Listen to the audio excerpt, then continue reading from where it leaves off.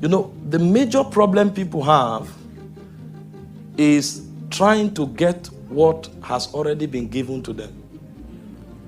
And so the limitation and one of the major causes of unfruitfulness is our lack of understanding of what we have and a lack of understanding of how to use what we already have. 2 Peter chapter 1, verse 3 and 4. It said, according as his divine power has given unto us what? All things. Is it some things? That means everything you need has already been given. God is not giving new things. If I have time, I will break prayer, the dynamics of prayer down. You'll be shocked that most I will be deviated. You will see that most of the things you receive didn't come down from heaven. They came out of your spirit. That's what many don't know. Most of the things you receive in prayer, they didn't come from heaven. They came from your spirit. You'll be amazed.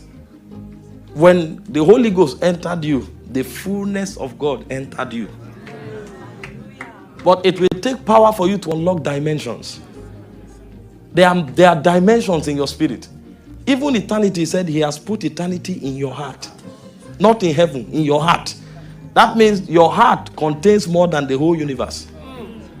But many are not aware. So ignorance has caused a lot of crisis. You know, Hosea chapter 6 verse 4. It said, my people are destroyed for the lack of knowledge.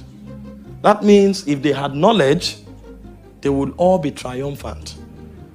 And so we need to understand the kind of knowledge that brings victory. And that's what Peter was talking about here. According as his divine power. He said he has given unto us all things that pertains to life and godliness. He said, but there's a condition. Through the knowledge of him that called you to glory and virtue. So you are supposed to function in glory and in virtue. Glory is the fullness of God. Virtue is the expression of his fullness. That is where you were designed to operate. But for you to operate there, the key is knowledge.